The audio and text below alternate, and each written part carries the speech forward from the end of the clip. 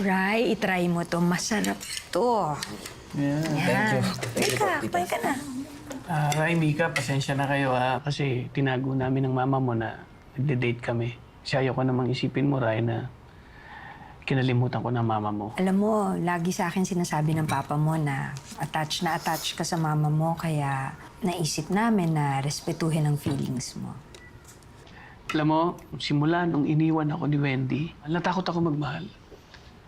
Pero ngayon, nung nakilala kita, parang nabago ang ihip ng hangin. Kumirot sa puso ko. Susan, ang ganun. Pero huwag kayong mag-alala. Seryoso naman kami sa isa't isa. At nandito pa rin kami para sa inyo. Ha? Yan! Kaya we're decided to move in together. Ano? Parang magkakilala na ba kayo? Dito magka-schoolmate po kasi kami. Perfect! Di ba? Mabilis sila magkakasundo. Magkaklase pala sila eh. Nakakaba. Oo. Yung pa naman iniisip ko. Oh, wala tayong magiging problema pala. Alam mo, Ryan, mas gusto pa kitang makilala kasi ikaw ang bukang bibig ng papa mo sa akin. Talaga po ba? Tsaka ako rin, Mika, bilang magiging tatay mo, gusto ko na makilala. Sige po, tita. Ano ba naman yan? Sa dami-dami ng lalaki sa mundo. Tatay mo pa talaga. Hangay, paano kung magpakasal sila? Ayoko maging kapatid ka, girlfriend kita, tapos kapatid kita. At saka alam mo, ako na lang laging gumagawa ng solusyon. Makaka-turn off ka na, Uy. wala ka ng ambag. Ayun, tama ka. Tama ka. Okay, alam ko na.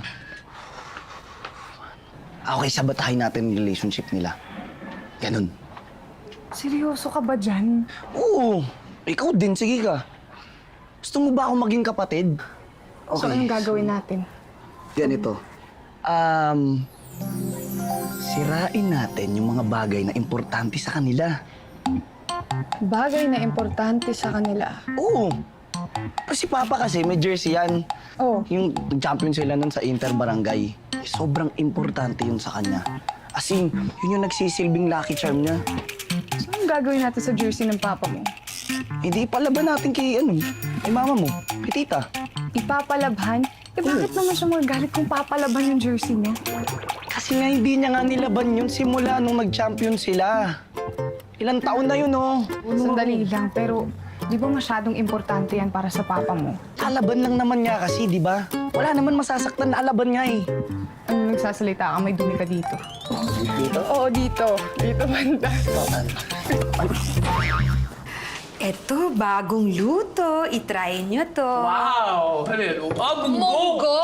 Yes! O, Ayos yan. ayan. Thanks, Ma. Ryan! Kailangan matry mo to. Sige po. Yan. Okay na, okay na po. Yan. Okay na tayo. Hello? Darling, hindi ko makain ng munggo yan. Ganun ba? Opo. May allergy ka ba sa munggo? Hindi naman po, tita. Ayoko lang po talaga ng munggo. Naku, baka naman nasa luto lang yon. Tikman mo yan. Sigurado ako na magugustuhan mo yan. Huwag mo nang pilitin. Okay na Alam po to, kong tita. masarap ang luto ko, kaya please, itry mo lang. Tikman mo lang. Sigurado ako magbabago ang pagtingin mo sa munggo. Sige, wait.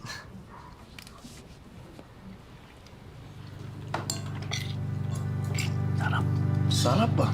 Sarap nga, tita. O, diba? Sabi ko na sa'yo eh. Sarap talaga pa. Ang sarap pa. See? Kaya ko yun, ah. Darling. Talaga. Darling. Ay, tayo talaga. Tikman mo. Ikaw lang nakapagpakain ng munggo dyan. Kain na kayo.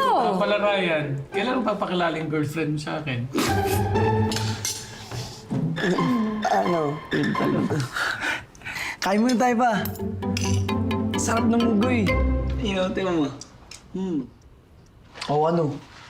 Huy, bukas na yung plano natin ha. Kanina nagparinig ako kay tita. Para doon sa mga labahan ko. Basta senyasan mo na lang ako. Oo, talaga. Pero, alam mo, Mika, nakakatawa si tita, no?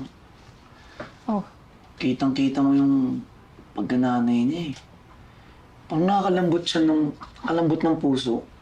Uy, huwag mo sabihin nagbabago na yung isip mo, ah. Tumigil ka dyan, hindi naman nagbabago. Wala, Aba, nasabi ko talaga? lang. Dapat lang, ayaw kita maging kapatid, no? Talaga.